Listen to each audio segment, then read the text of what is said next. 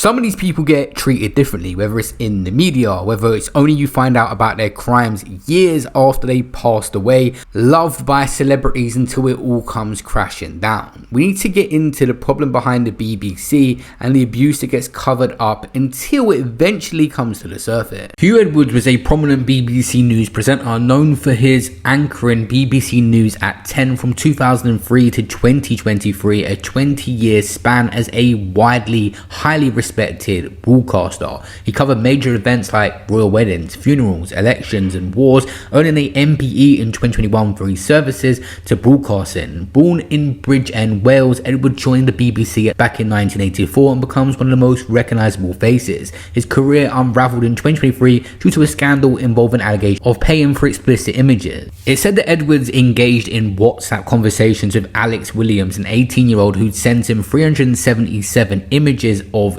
children. Edwards is later charged for receiving these images between December 2020 and April 2022. How much more damning evidence could there be than showing up at a train station? The stepfather had filmed this where he was going to meet that boy to pay for these images. This was caught live on the flesh. He was being filmed. In between this, he received an MBE from the Prince of Wales for his broadcasting work, notably his coverage of the 2011 royal wedding. Spring 2022, Edwards signed a new 3-year BBC contract reportedly worth £500,000 annually, after praise for covering Queen Elizabeth's death and funeral in September 2022. But it wasn't long until South Wales police received a complaint from a 17-year-old family alleging the BBC presenter paid their child £35,000 for explicit photos, but the police found no criminality, treating it as a welfare issue, and the family escalates the complaint to the BBC. And the boy himself that was providing these images actually gave an exclusive interview to the Mirror about this situation and providing this presenter these images.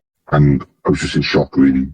So I'd be watching him, he's trying to give me shivers down my body. Like, I don't know, he was saying I won't be able to go to prison and things because his mental health he's been examined, and I thought it's just a load of rubbish.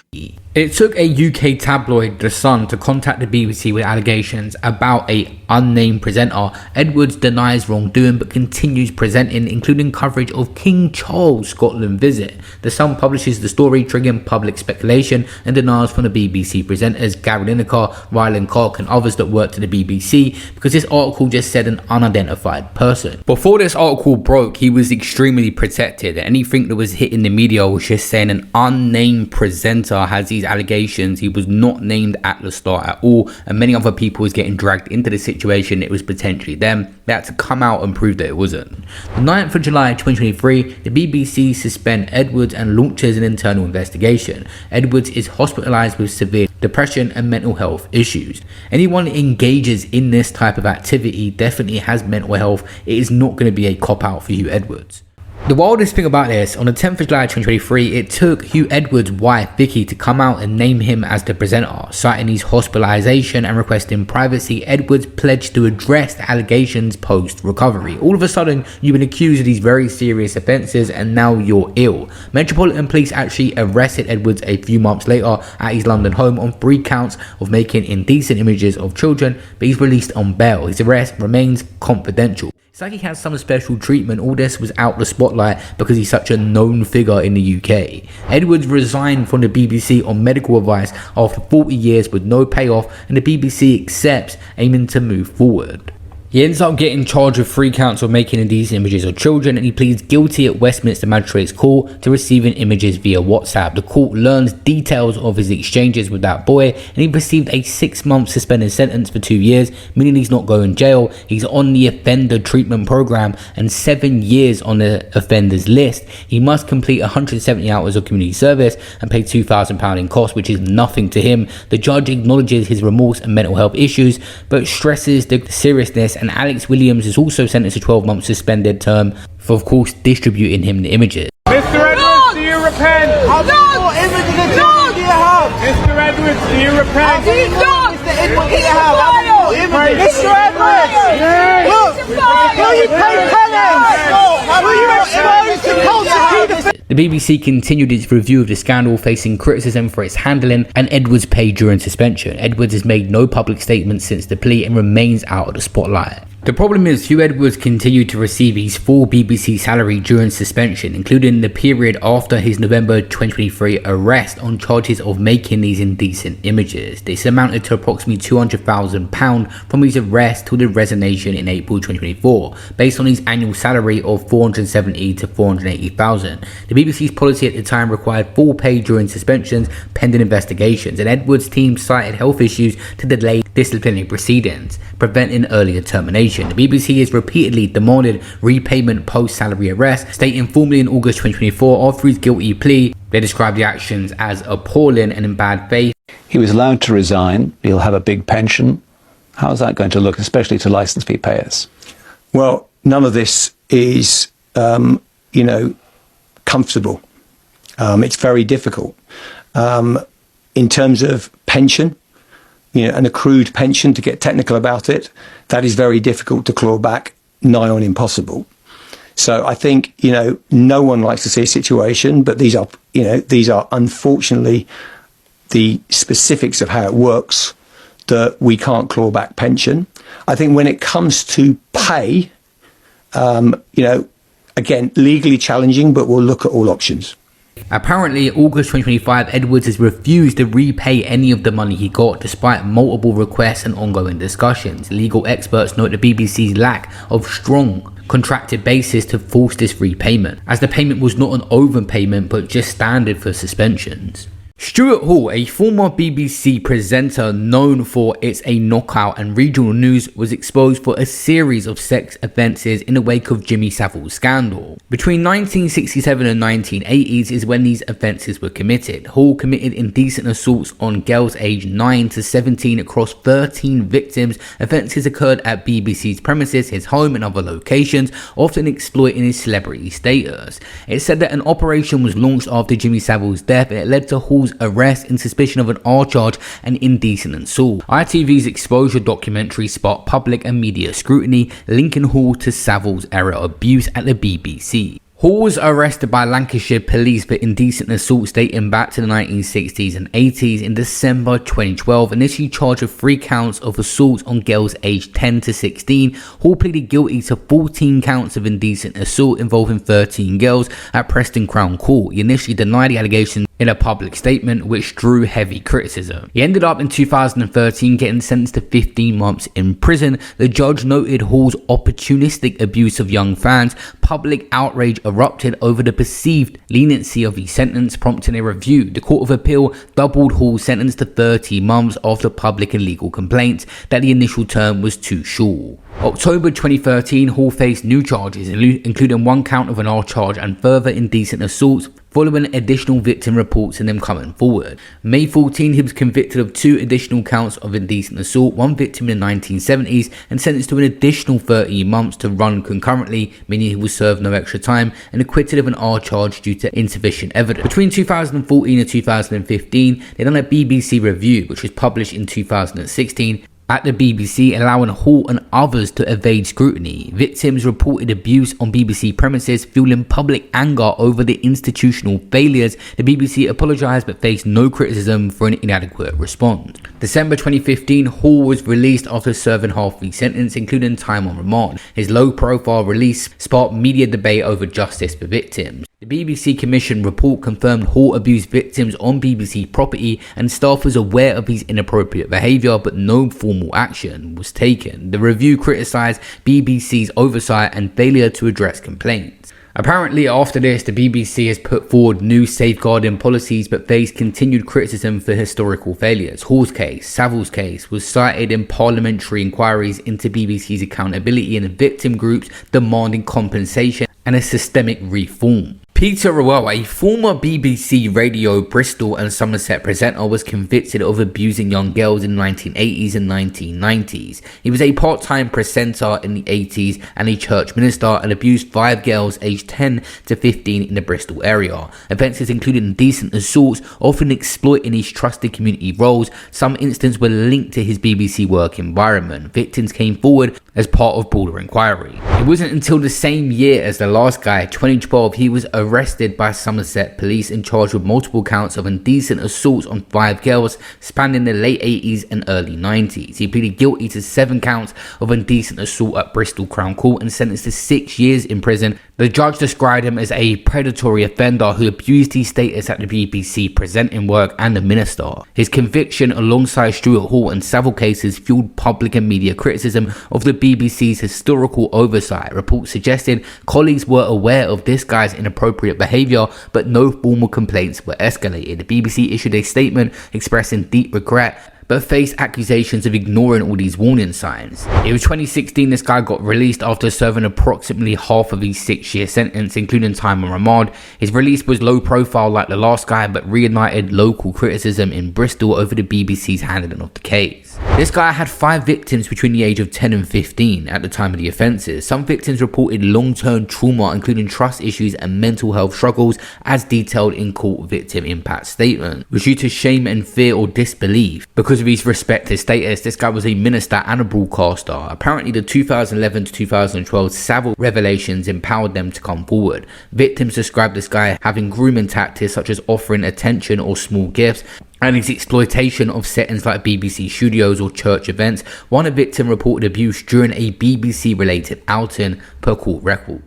It was the local Bristol media, the Bristol Post, BBC Points West, covered the case properly, framing it as part of a broader BBC scandal. Community groups demanded accountability, questioning how this man went unchecked. Nationally, the case was overshadowed by the last 2 people we spoke about, Savile and Hall, but it was cited in Parliament on discussions about BBC's safeguarding and their failures. His earnings were modest compared to the recent Hugh Edwards situation, but he was on 20 to 50k a year, and people are saying they should get back this money and give it to the victims in the case that was abused by him. He literally admitting to abusing these people. He's given them trauma for life and they got nothing, while this guy was still getting paid by the BBC as he was doing it. It's disgusting. Before we get into the worst one of them all, something that can be trusted. Just quickly guys, this is important. Some of you guys are not signed up to a VPN in 2025. You can stay connected to your favorite UK shows, news and platforms wherever you are. 15,000 servers across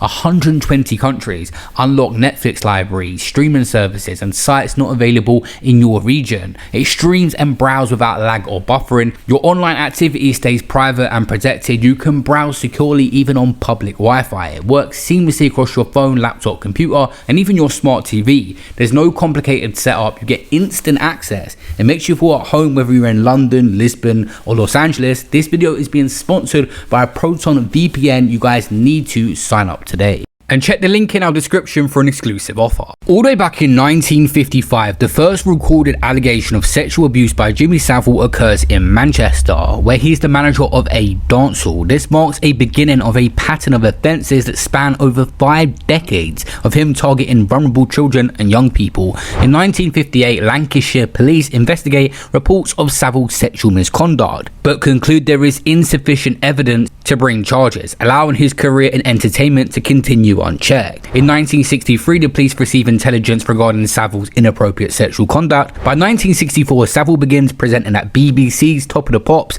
a show aimed at teenagers, gaining unprecedented access to young audiences. So now we have a you-know-what on a day-to-day basis, hanging around with children, dancing with them, becoming friends with them. This is like the worst thing I can think of. And this was the start of numerous abuse incidents at the BBC's premises, which continue all the way until 2006. Between the span of 1965 to 2006, Savile commits sexual offences at BBC locations, including assaults, rapes, and later investigations reveal 72 victims connected to his BBC work, with 44 assaults in the 1970s alone, often in dressing rooms or studios, and exploiting his celebrity status.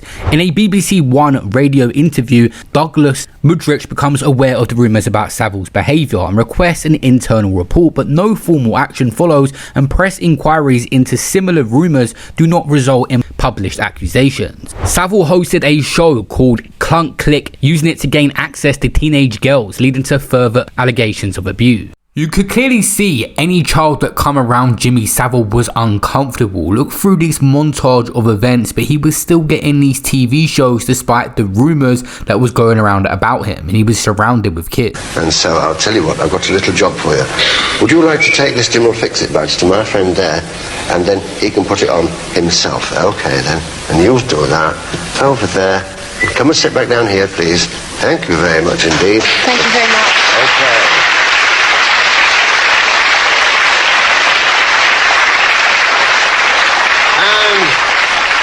What can we say after such a super... The fella could get used to all this. As it happens, he really could get used to it. So, ladies and gentlemen, all we can say is good night from all of us here on top of the pops. And it's... Turn around, look at the ladies and gentlemen. Now, you see this young lady, sir? She wishes that she could help you with one of your paintings. Good idea. Do you think I may leave her in your charge? Safely leave her in my... And I'm looking forward to getting a job when I'm 65. I'm going to be maybe a caretaker in a girls' school or something like that.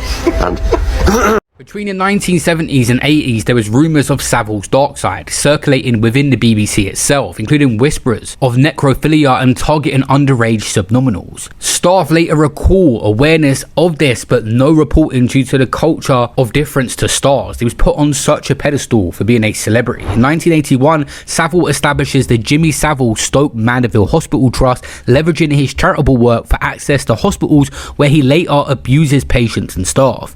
Of course, any form of abuse is wrong, but it's so chilling and dark to picture people in hospital at their worst moment ever. Some of them couldn't even move, having this guy around them acting like he was the hero. And at this point, he was getting praised for it. that is supposed to be me, Ernst. What did I ever do to you that you would draw that picture of me? Everything. Super times for all. No danger about it. In fact, let me tell you, if you don't work in a hospital, you really are missing something. In fact, you're missing everything. In 1984, Savile found Jimmy Savile's Charitable Trust in Leeds, and he is temporarily barred from the BBC's Children in Need telethon due to concern over his interest in young girls, but reinstated after the initial invention. In 1988, Savile chairs at an interim task force for Broadmoor Psychiatric Hospital following a management suspension, granting him further unchecked access to vulnerable victims. 2 years later, in an Independent on Sunday interview, Savile is questioned about the rumours of liking little girls and dismisses them, emphasising his celebrity status to appeal to the youth. The only time we see direct conflict was Louis Theroux's documentary, where Louis met Jimmy Savile and confronts him about paedophile rumours, which he denied. This whole isnn't he a paedophile line, basically. Yes. All right. How do they know whether I am or not? How does anybody know whether I am? Nobody knows whether I am or not. I know I am. It's funny because all these years later, after that interview, the documentary maker Louis Theroux, he's done tons of them in the UK, was actually confronted by a UK streamer, HS TikToky, for the lack of confrontation in this interview. Child predator, the brain wasn't clocking the way it's clocking now. Have you got smarter in the last few years? You should watch that program. Or were you playing a game? Right? You should watch that. I saw it, and I saw when you I saw the programme when you went back and sort of pondered over maybe some of the things that you'd missed in your, in your journalistic experience. And I think you said that maybe you were blindsided a little bit because you considered him to be a friend. I mean, honestly, I thought he looked like he was in it, and there was lots of stuff going around about him at that time as well. But he had such a lot of fame, and he had such a lot of connections, and that is sometimes where you're not looking at the real thing. You're looking at everyone saying, "Oh, Jimmy Savile raises all this money for charity, and he's brilliant." And kings and queens are shaking his hand, and while he's running around in a The first time the police questioned him, he was interviewed under caution, was in 2007. It was over an indecent assault allegation from the 1970s at Duncroft Approved School for Girls. The Crown Prosecution Service drops the case due to insufficient evidence. In 2008, Jersey police investigate a 1970s incident of an assault claim at a children's home, but find again insufficient evidence. Okay, this interview is being tape recorded. I'm Detective Constable from the Surrey Police. What's your full name? James Wilson Saville. You said earlier it was okay to call you Jimmy. That's my name, yes. So, just before I make you aware of what's been alleged, I'll just read out the caution. You do not have to say anything, but it may harm your defence if you do not mention when questioned something which you later rely upon in court, and anything you do say may be given in evidence. I'll say everything. I've had so much of this in 50 years, you know, it's always either someone looking for a few quid or a story for the paper. What we'll do, Jimmy, I'm not being rude stopping you there, I will give you a chance to say, but it's just important that I get this instruction bit done. You didn't interrupt me. Did you specifically go to Duncroft knowing it was an all-girls place to receive sexual gratification? That is a complete flight of fantasy. At this time, Saville threatens legal action against the Sun newspaper over related allegations. The following year, in 2009, Surrey police interviewed Saville again under caution regarding assaults at Duncroft. The case is referred to the CPS, but not prosecuted due to perceived lack of cooperation from the victim. They had reluctance, and Saville receives an honorary degree from the University of Bedfordshire the same year. 29th of October 2011, Jimmy Saville dies at the age of 84 and tributes pour in, portraying him as a national treasure and a charity icon. The following month, Saville's funeral is held at Leeds Cathedral and features praise for his philanthropy and giving back, and no public mention of the rumours. But apparently, BBC Newsnight began investigating Saville's abuse claims post-death, interviewing victims from Duncroft. A reporter called Liz McKean and producer gather evidence, including police confirmation of dropped cases. And the BBC One airs a tribute programme the same month, 11th of November, Jimmy Saville As It Happened, glorifying his career amid the ongoing Newsnight probe. These are both going on within the BBC. 7th of December 2011, there is a scheduled Newsnight broadcast of Saville's abuse, but it's cancelled, apparently citing judgment error. BBC executives, including news director Hella Borden, rescued themselves from oversight due to the tribute program conflicts. Basically, they didn't want to put this out because they was already paying tribute to him at the BBC, and it was a conflict of interest. January 2012, Sunday Mirror reports Newsnight shelved the Saville story to avoid clashing with tributes, sparking initial media scrutiny of the BBC's decisions around this. In March, the Oldie magazine alleges a BBC cover-up of the Newsnight investigation, amplifying the pressure on them. And 3rd of October, they got beat to it. ITV broadcast Exposure, the other side of Jimmy Saville, featuring victims' testimonies of abuse dating into the 1960s and 70s, confirming the long-standing rumours. The programme wins an award and triggers national outrage. A day later, Metropolitan Police announced they will assess the ITV allegations, and the initial victim count is at 8 at this point. The fact he was going, you know, in 1964, his first time he was on the intelligence came through the Met Police and, you know, into the Scotland Yard paedophile, you know, records or intelligence. You know, he was frequenting a house where runaway girls were going to in Battersea. Did you ever see the video when the young girl was in the hospital and she drew the picture and he says, "Oh, what did I ever do to you?" It was a picture of him. It was like a few more days later, the Prime Minister at the time, David Cameron, calls for a full investigation. Saville's charitable trust considers renaming and compensating the victims. The BBC Director General at the time apologises publicly and promises an internal review amid growing accusations of an institutional failure at the BBC. The police recalled 8 formal complaints against Saville, pursuing 120 inquiries involving 25 victims, mostly girls aged between 13 and 19, and this started back in 1959. By 11th October 2012, there was reported allegations from 13 police forces. This guy was getting away with it for many years. The BBC was getting more and more criticism that month, and they were forced to publish a Surrey police transcript of Saville denying the allegations in an interview to try and save face. A few days later, the BBC appointed a woman to review its culture during Saville's era. The Metropolitan Police launched Operation U-Tree, a formal criminal probe into Savile's related historic abuses, pursuing 400 lines from 200 witnesses, and the victim count nears 300. There was widespread backlash and Savile's name was removed from public sites, like Leeds Civic Hall, Great North Run. Stoke Mandeville CAF was renamed. He was getting cancelled. University of Leeds and Bedfordshire revoked his degrees. His old cottage was vandalised. BBC Hawk's Top of the Pops reruns featuring Savile. The Sunday Mirror admits spiking a 1944 story on legal fears. The BBC Panorama airs Jimmy Savile, What the BBC Knew, exposing internal flaws on their own platform. The following month in November, the victim's solicitors notified the Savile estate in the BBC and the hospitals of potential lawsuits. The BBC apologises for airing the 2001 Tweenies parody of Savile, pulling it after 200 complaints. 19th of December 2012, Operation U-Tree arrests include an ex-BBC producer, and the total victims hit 589, with 450 alleging Savile's abuse, 82% female, 80% children and young people, and 31 rapes. The 12th of December 2012, police conclude the investigation on Savile, confirming offences from 1955 to 2009. And this guy's final ever interview before his death, he was borderline admitting to doing all of this. I was lucky insofar as I got away with it, and people were sorry for me anyway, because who wants to be me? Nobody wants to be me at all. Not really. They'd like to have what I have, but they don't want to pay the price of being me. Do you have to also keep the balance with your job, that you're not walked over and made a fool of, and that you don't suffer fools gladly? I don't mind being walked over. People have tried to walk over me all their life. Finish up with a broken leg, that's all right. And I'm still the same today as ever I was.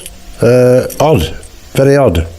The BBC faces intense media backlash over a perceived cover-up, with headlines accusing chaos and confusion. 11th of Jan 2013, the Metropolitan Police and NSPCC released Giving Victims a Voice report. 214 recorded crimes by Savile, 34 rapes, 126 indecent acts, victims between 8 and 47 at 13 hospitals and BBC sites. The review finds 3 missed prosecution opportunities, with an apology for unjustifiable caution.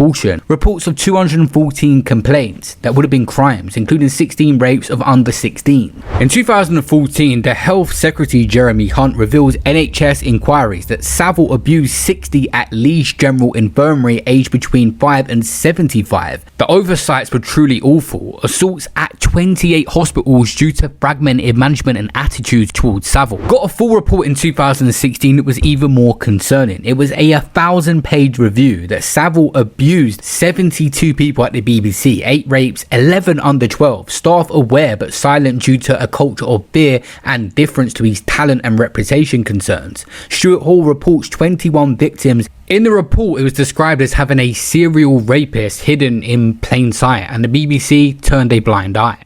Savile's estimated earnings from the BBC work in the 1970s and 80s at his peak, all the way back then, was $100,000 to $300,000 per year for his BBC TV and radio contracts alone.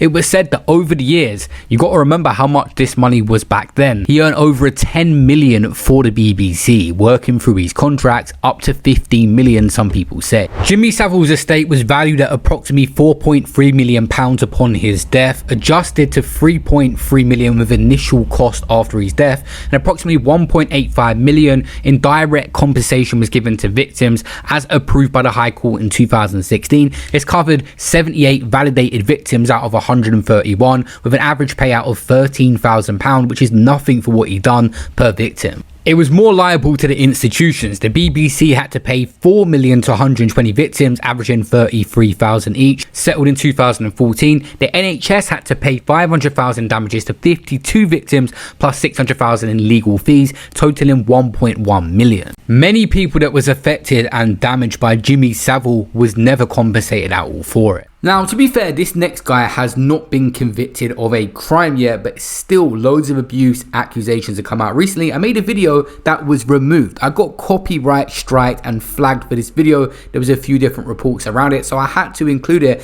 Make sure you guys take this in, because I'm risking this being removed, and this needs to be made aware of the Tim Westwood situation. Age don't matter to them, so you know, why?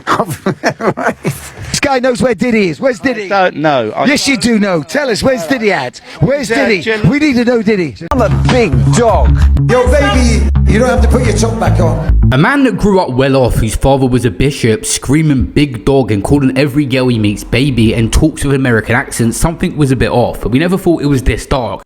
They have charged the former BBC radio DJ Tim Westwood with 4 counts of rape, 9 counts of indecent assault. Even when I made the video to Tim Westwood's situation, which got a lot of traction, it was still just a situation and rumours in the air, but now he's been charged. Where did this all go wrong for Tim Westwood, and what is the dark reality behind him? You will find out in this video. UK rap doesn't get much love on the radio or on the TV, so like grateful of this opportunity for you to come up and do your thing for real, you know what I'm saying? No doubt. So you got all the UK eyes representing and putting in the work. Back in the late 1970s, early 1980s, Tim Westwood begins DJing at Northwest London clubs. He was a Walmart for a reggae DJ. He starts building his reputation in the black music scenes despite his background being a white man. Now, he creates and presents the BBC Open Space documentary, Bad Meaning Good, on hip-hop culture, and gains further visibility on ITV's Night Network with Ensign Radio and the Rap Show, positioning him in the early UK hip-hop scene. He joined Capital Radio in the 1980s and hosts shows interviewing emerging artists. A young Will Smith, and established himself as a gatekeeper who could make or break careers in the UK black music scene. He then gets a job in 1994 at BBC Radio 1 and hosts the first national broadcast rap show. It was called The Rap Show. He moves to Radio 1 Extra in 2009 for drive time interviews. Icons like Jay-Z, Nicki Minaj, Eminem are household names. Or in his show, he's even on MTV's Pimp My Ride UK between 2005 and 2007. It's your boy Westwood back with a brand new series of Pimp My Ride UK. Now my man Minus is a parking warden but an aspiring video director. But his joint is killing him. We need to turn this ride from low budget to blockbuster. Back then we didn't have the internet and a range of videos to look through, so Tim Westwood was forced down everyone's throats by getting a massive backing with MTV UK, and some people enjoyed this series of him fixing up cars. Baby, why are you putting plastic on top of plastic? They use the spin rod. Yo, you want to see it spin? 10 robbers! I pay money for that! And presents at festivals, wireless, and dominates the UK black music scene for over 20 years. He had some hiccups along the way. In 1999, he was shot and injured along with an assistant in Kennington, South London, after DJing in Lambeth. The gunman on a motorbike fire at his Range Rover, and Westwood blames local gang threats over his neighbourhood shows and recovers and continues his career. I guess someone in a motorcycle pulled up and just started shooting into your car? I mean, basically, so we was coming out of the park, driving along, some bike pulled up, shot into the car. I was driving, so like one came in, we went out. Do you have any idea what that was over? Yeah, just like me mistaking that we was calm. There was a lot of shit going on at that time in South London. I'd sorted out my situations and I was good. But then it wasn't good because the guy I was calm with got killed. I still thought it was calm because I was good with him. I made a misjudgment. Shit happens, and, you know, what can I say? I didn't snitch then, I ain't gonna snitch now. Okay, so you knew who did it, but you didn't cooperate with the police? No. And the police came and questioned you, of course? Yes. And you just told them, no comment?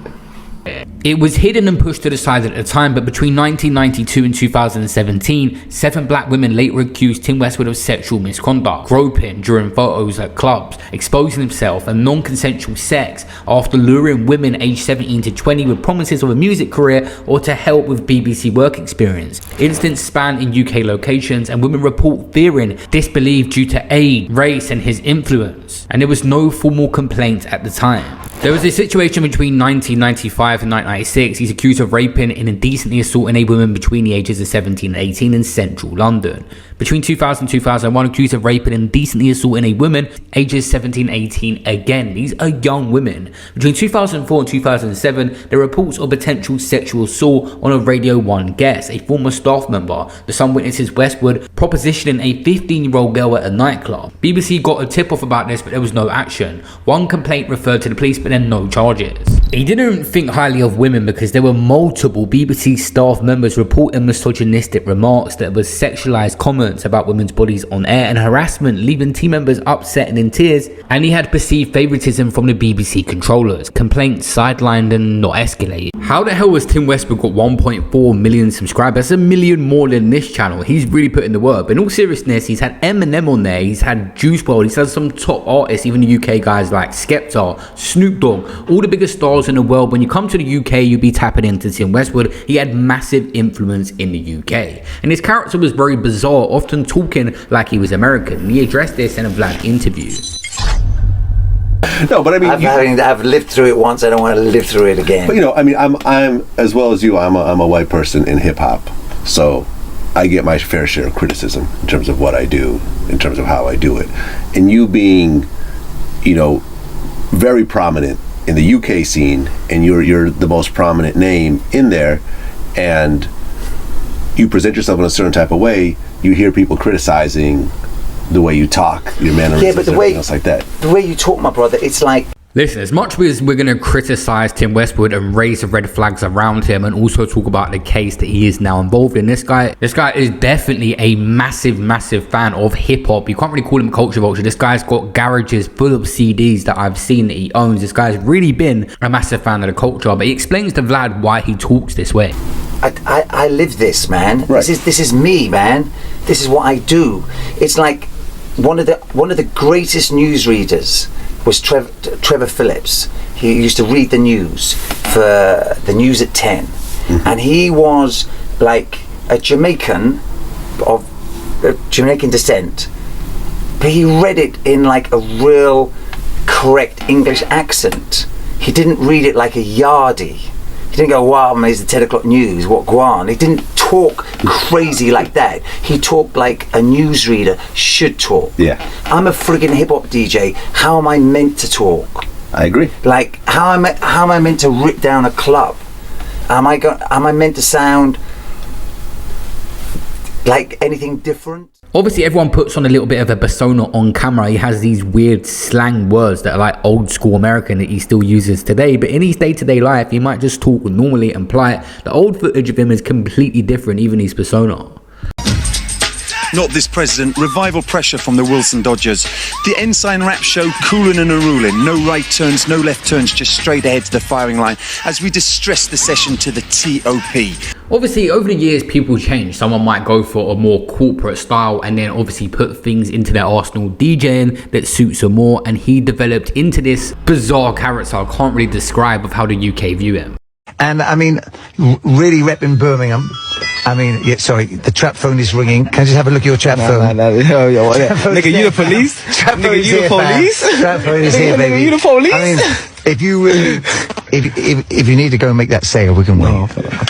Seriously, if you need to just go chop it up for a minute, we're fine. We're here, baby, all the time. Do you know what I mean? Break a little something off for me while you're there. So, the way... Before I end this segment on his accent, there was something really funny that I forgot to discuss in all the videos. That Dizzy Rascal said it, and a few other people said that Ali G, which is a UK film of a corny, chavvy type guy, it was a very big hit back in the day. They based the character off Tim Westwood, and you can see the similarities in the way they speak. Check it, I is in South Central LA to meet ex-gang member Alejandro Alonso to talk about guns and tin. Check it. So how many gang members is there in the whole of LA? Well, according to the Los Angeles County Sheriff's Department, for 1998, there were about 150,000 gang members. Respect. We've only got 8 in the West End. 8 people in the West End's massive. He's not even an accurate representation, especially nowadays, of how people speak. Like, if you ask anyone in the industry, anyone that dealt with him, Tim Westwood's just Tim Westwood. He's a bit out there. But people, because he was the most popular DJ at one point, were thinking this is what all British people sound like. And like it's like hip-hop quotables, like the prison pillows give me spots. Pillows like giving me spots, you know. That's so fly, fam. That's real life shit, man. Yo, you sound like you're a sufferer, man. You know the thing already. Sounds like you. Your breath stinks. Just shut up. Been through that sufferation, man. You've been in the belly of the beast. Nah, it's mad, it's mad. We're loading though, man. Watch out next year, you know the thing. Yo. At me, you know. Your heat from nowhere. But there was a darker side to Tim Westwood. 2010, accused of raping a woman in her 20s in London and sexually assaulting another in her 20s in Strode. There was a first media tip-off back in 2012. The Sun contacts Radio 1 about inappropriate relations with young girls. Twitter allegations flagged to HR but dismissed without an investigation. In 2013, he departs Radio 1 Extra after nearly 20 years. No formal complaints were recorded by the BBC at the time, and joins Capital Extra, Capital FM's sister station, for weekend hip-hop shows, expanding from 7 o'clock to 11 o'clock slots. He was still continuing with his stuff in 2016. He was accused of sexually assaulting a woman in her 20s in Finchley, North London. In 2020, women post online about Westwood's behaviour. Sniffing around uni dorms, he denies fabricated allegations and makes a statement to Mail Online claiming no official complaints in 40 years. Across the years, I don't think I've ever seen Tim Westwood with one girlfriend, not in a picture, at a premiere, not a wife, nothing. He's clearly promiscuous and always out partying, which is fine, each to their own. That I do not have a problem with. There's various videos you can see where he's out of it. The thing I have a problem with is him talking to the youngsters like he's not approaching 70 years old. There was an interview of a rapper asking him if he's smashing the girls in the video. Living life to the fullest, man. Age don't matter to them, so, you know, why? Yeah. They're winning, family. I've played this clip before and you guys have seen this interview numerous times, but this is important context to the story. Mike Righteous, who exposed him years ago, has said he's synonymous with liking girls young. We're not even talking about under the age of 16, we're just talking about a massive age disparity, and we're not talking about either what is legal or non-legal here, we're just talking about Tim liking younger women in general. And even then, like, Westwood was synonymous with this rumour that he just liked them young, bro. Like, yeah. I mean, you can sit here and say, yeah, allegedly, but it was just wherever he went, there was this sort of stench of, there's this guy, Tim Westwood, and yeah, he's definitely creepy. Like, he's definitely likes them young. And also, like, he come down to my manor a few times, Margate. He come here and he performed, he done a few DJ sets, and he were doing under 18s venues and, like, leaving with groups of chicks.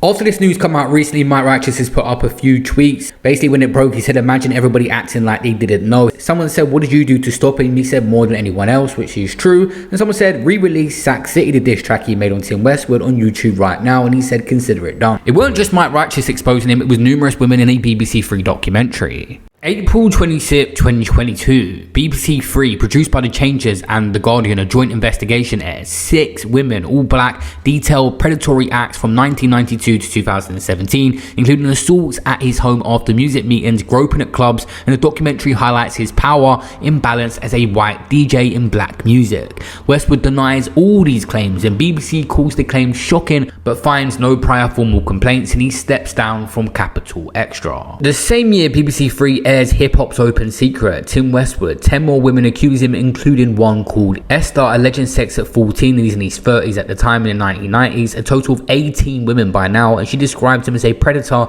and links it to later suicide attempt. There was 5 different stories in this Tim Westwood documentary that BBC had made. It said in the first one, a 19-year-old woman inspiring to break into the music industry arranged to meet Westwood to discuss potential opportunities, believing it was a professional interaction tied to the BBC Radio 1 or One Extra work. She expected meeting in a public or professional setting, but Westwood allegedly offered to drive to her home, framing it as a continuation of their discussion. Once there, she claimed he exposed himself and initiated non-consensual sexual activity, leaving her feeling powerless due to his status. The documentary highlighted how Westwood's reputation as a gatekeeper could make or break careers in the UK hip-hop scene, and created a power imbalance, making it difficult for her to resist or report the incident. She felt pressured to comply and protect her aspirations, a recurring theme among accusers. The incident, dated within the 1992-2017 timeline, underscored how Westwood allegedly used his BBC affiliation to lure young women under the pretense of a career advancement. The second story was about groping on nights out. 3 women reported similar experiences of unwanted touching during Westwood's DJ events, which were popular in the UK music scene and often tied to his BBC persona. One woman in her late teens or early 20s described a night where Westwood was performing. After the set, she approached him for a photo, a common fan interaction at these events with him, and she alleged that during the photo, Westwood groped her by sliding his hands inside her clothing without consent, and that she described as sudden and shocking, and 2 other women shared similar stories. Noted that Westwood exploited the chaotic, crowded environment on nights out to engage in opportunistic touching, relying on his celebrity status to avoid immediate confrontation. These situations were also between the 1992-2017 period and painted a picture of Westwood leveraging his fame at his DJ gigs to target women, particularly black women who are fans or inspiring artists. Story 3 is about a 14-year-old girl. One woman alleges that Westwood initiated a sexual relationship with her when she was 14 while he was in his 30s. The encounter began at a South London club, a venue where Westwood frequently DJ'd and mingled with fans and inspiring artists. She described the relationship as grooming, not sure why a 14-year-old was in the club, noting that Westwood used his charisma and industry clout to build trust, presenting himself as a mentor who could help her navigate the music world. The power dynamic was struck with a teenager. She was impressionable and saw Westwood as a celebrity with connections to global hip-hop stars through his BBC shows. The documentary framed it as deliberate exploitation of youth and ambition, with the women later realizing the predatory nature of the relationship, and was particularly shocking due to her age and the prolonged nature of the alleged interactions, raising questions about how such behaviour went unchecked in the industry.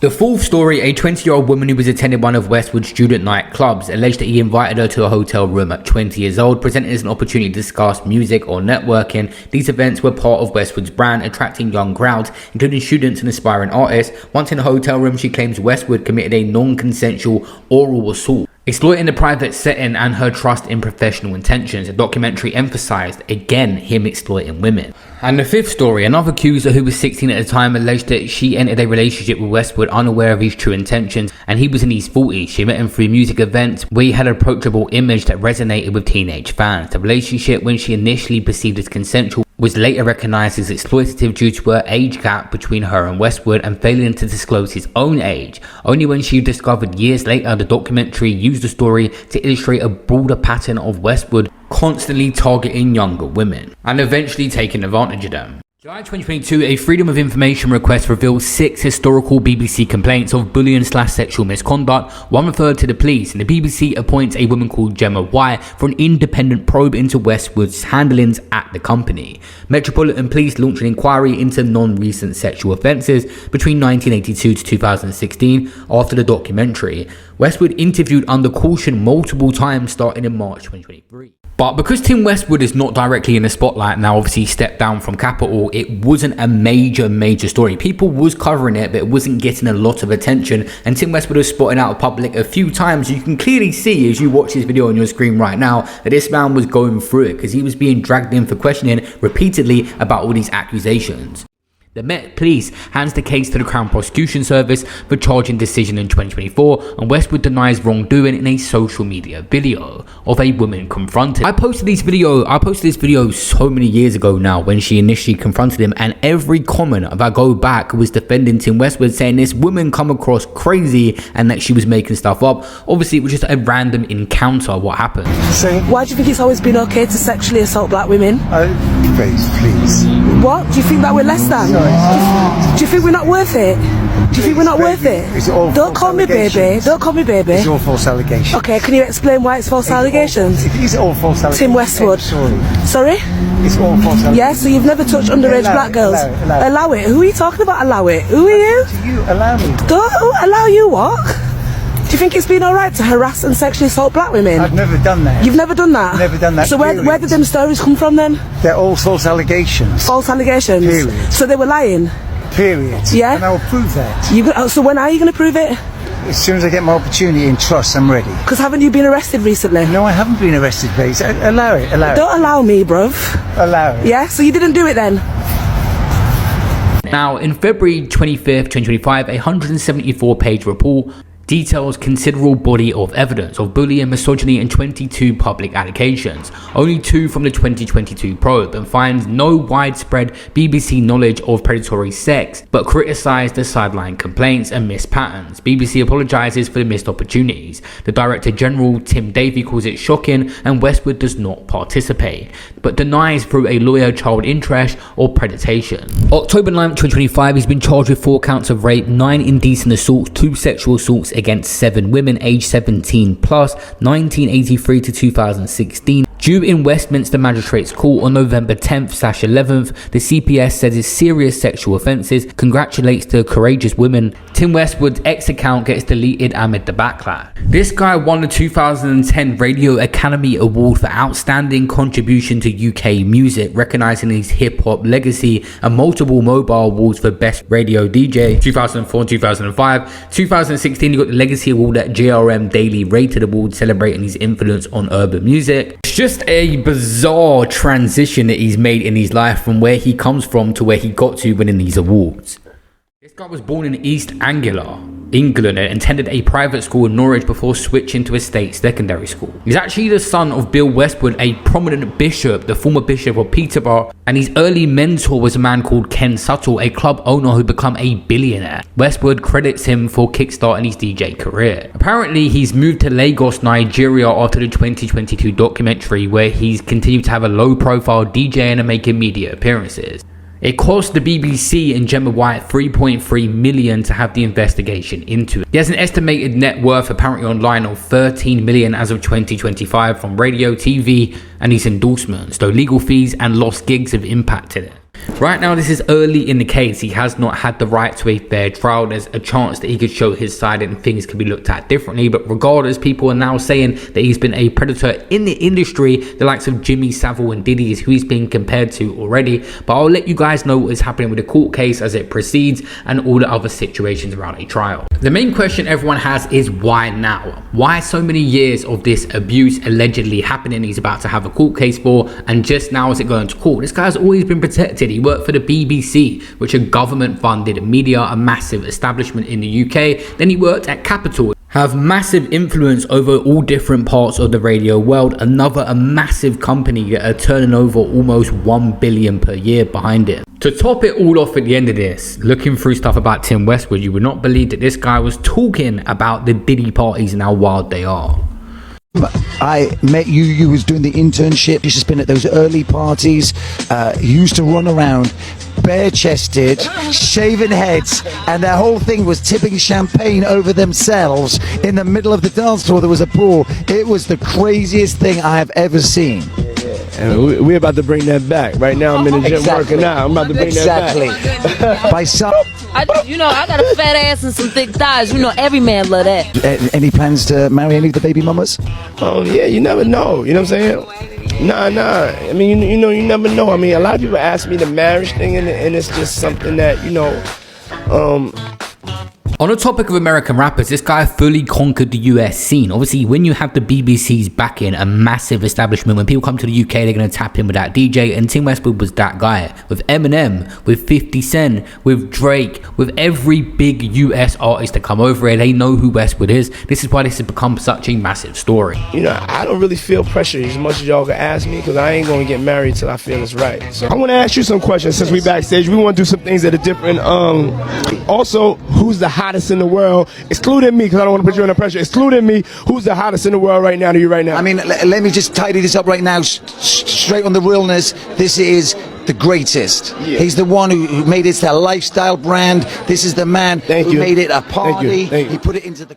We just see Diddy's recent sentence, and Tim Westwood might end up with more time behind bars than Diddy even got himself right now. So this is an ongoing investigation right now. There is nothing that's been proven. We mainly cover the stuff in the BBC Free documentary. There's various allegations I made a video on just recently. You guys can watch that as well. But I'll let you guys know in another part to this. It'll be like a third segment on this video, what happens to Tim Westwood in court, and the timeline. We'll get all the details over the next couple of months, I'm sure. So stay tuned to the channel by subscribing.